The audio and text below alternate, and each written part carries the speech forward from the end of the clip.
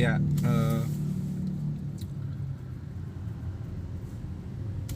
bikin sore-sore soalnya macet, lihat parah lagi macetnya. Kayaknya bakal segera ada ganjil genap lagi sih ini harusnya. Anyway, gue cuman mau curhat soal gue males ngebahas soal melihat perdebatan soal KPK gitu.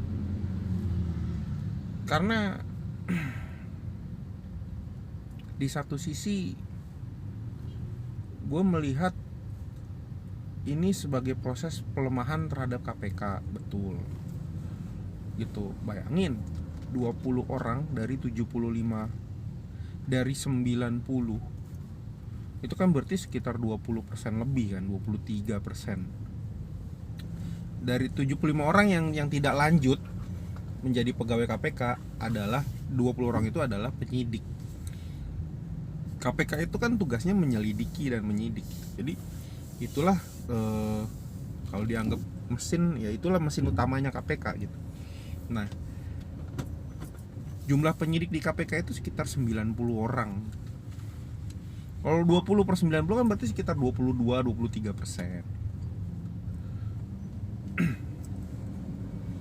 Itu berarti kapasitas kerjanya berkurang sebesar itu gitu. Kalau sebuah mesin kapasitasnya berkurang sebesar 20-30%, 20%-an, ya melemah mesinnya gitu. Itu aja simpel ngelihat sebagai pelemahan KPK. Ngelihatnya gitu. Ya kan? Apakah ini melemahkan KPK? Ya, melemahkan KPK. Dari sisi itu jelas lemah. Orang yang bebannya tiba-tiba biasanya kerja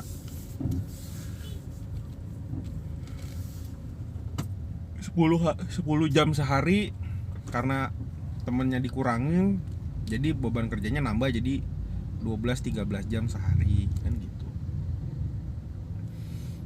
Ya pasti melemahkan. Nah, di sisi lain, isu mengenai isi KPK yang justru tidak, ya ada isu Taliban. Gue juga bingung sih sebenarnya waktu dibilang Taliban tuh, ternyata yang tidak lolos juga banyak yang Kristen. Terus isu bahwa KPK itu banyak orang-orang yang eksklusif dan merasa tidak tersentuh, untouchable. Ini sepertinya benar gitu. Jadi memang harus dirombak.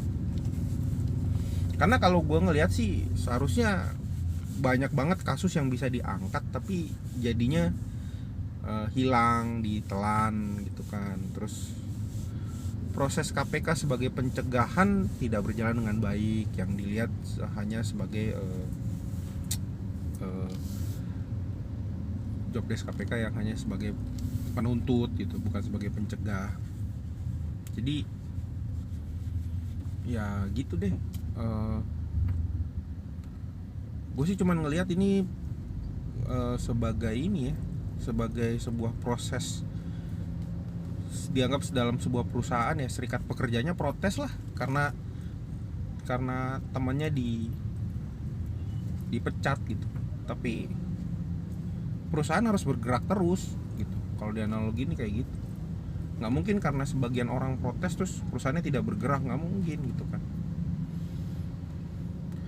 Mau dibilang ini sandiwara, mau dibilang ini titipan, mau dibilang ini settingan gitu, bahwa orang-orang ini sudah ditandain dan pasti nggak lanjut gitu ya. Ya begitu emang di perusahaan. Di swasta ya begitu, kalau gue nggak suka sama orang, gue pecat gitu. Kalau gue nggak suka sama beberapa orang ya ya dipecat gitu, walaupun orang itu menguasai detail tentang perusahaan itu, tapi ini orang berbahaya. Jadi ya gue sebagai pemilik perusahaan pasti gimana caranya gue ganti tuh orang gitu, biar dia tidak mengontrol lagi perusahaan gue gitu. Nah, kalau analoginya seperti perusahaan swasta gitu ya, misalnya KPK itu, ya gue sih cuma ngeliat pemilik KPK merasa gerah gitu dengan hasil yang dilakukan oleh KPK ini, kok nggak jelas gitu. Karena kalau dibilang yang dituntut, beberapa kasus-kasus yang sudah cukup jelas gitu depan mata, tapi tidak ada proses selanjutannya gitu. Aku malas nyebut-nyebutnya lah gitu. Jadi ya gue sih cuman bilang energi bangsa ini habis ngebahas KPK gitu. Gue cukup setuju dengan, ya walaupun gue agak nggak suka dengan orangnya gitu ya, temen, konsep pemikirannya memang bagus. Fahri Hamzah, konsep bangsa ini, energi bangsa ini habis hanya untuk membahas KPK gitu kan. Padahal ada hal-hal lain yang lebih besar yang harus dipertimbangkan gitu ya. Cuman mungkin Pak Fahri ya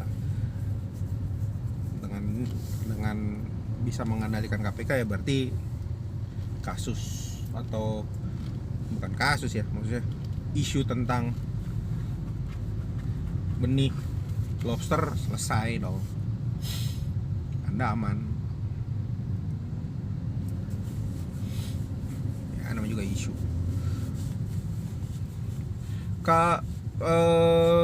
ya itu, kasus-kasusnya harusnya bisa lebih cepat dibuka dan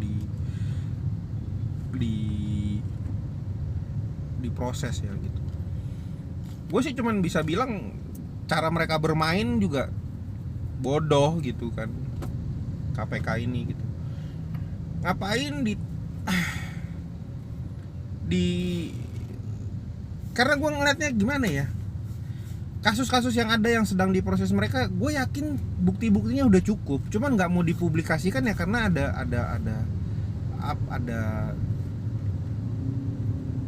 nggak tahu, ada negosiasi politik kah gitu,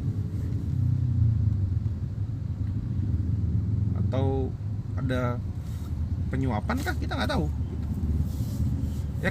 Ya contohnya kayak kemarin tuh ada siapa ya, yang bupati mana itu, penyidik KPK ditangkap dan akhirnya malah masa penyidik KPK malah terima uang sogokan kan. Ya itu kita nggak tahu gitu. Apakah KPK cuma mau ngurus yang besar-besar doang, yang gede-gede doang gitu.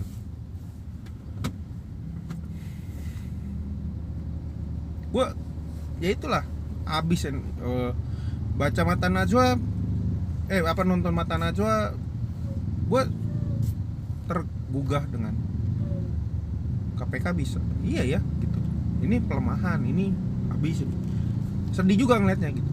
Tapi kalau ngeliat kondisi situasi yang lain gitu, kayak baca kelompoknya Denny Siregar, Ade Armando gitu, atau beberapa yang lain gitu kan, ya ini di dalam KPK nih ada proses-proses yang terlalu kultusnisme apa pokoknya sakral itu, jadi sehingga kelompok-kelompok eksklusif ini malah sebagai pengendali dan tidak, ya gue khawatirnya malah kayak mempermainkan kasus kalau yang gue baca-baca. Jadi kan kayak berkutat di situ aja terus, nggak maju-maju bahkan. Sedangkan kita tidak memikirkan hal-hal lain, proyek-proyek lain yang mungkin lebih menghasilkan dan lebih memberikan manfaat bagi banyak orang gitu. Iya nggak? Capek bahas KPK.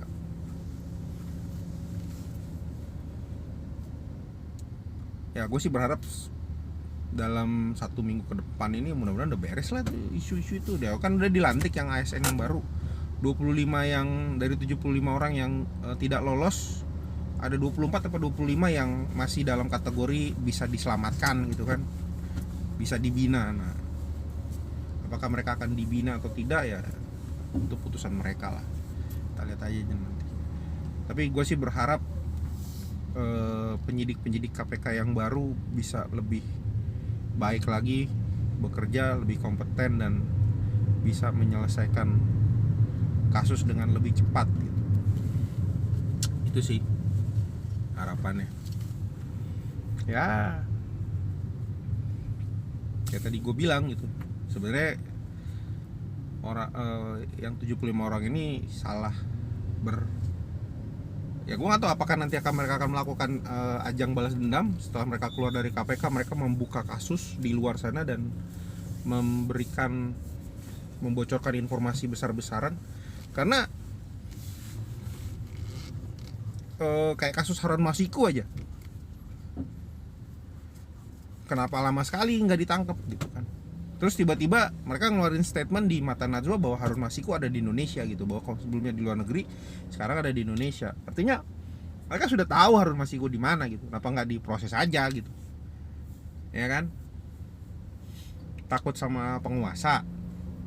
Nah, katanya ini. Kalau gue sih ya nggak tahu ya. Gue mungkin akan bawa stasiun TV dan mungkin beberapa channel YouTube yang heboh-heboh gue bawa untuk ajang penangkapan Harun Masiku. Wah, itu tinggal bisa dapat berapa juta viewer tuh. Nggak kayak channel YouTube ini nih yang cuman dilihat 1, 2, 5 gitu.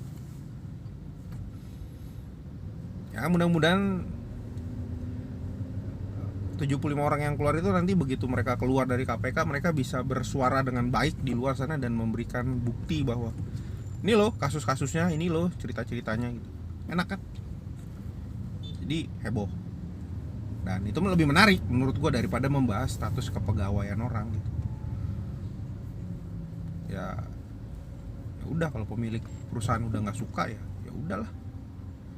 Kita mau bertahan bagaimana? Gue juga kalau gue jadi pegawai ya udah capek mikirinnya, dipecat ya. Ya gue kan kalau gue jadi pegawai, gue berharap bos gue tetap suka sama gue. Gue berusaha membuat supaya bos gue suka sama gue. Dah itu soal KPK. Ntar kita pikirin yang lain lagi.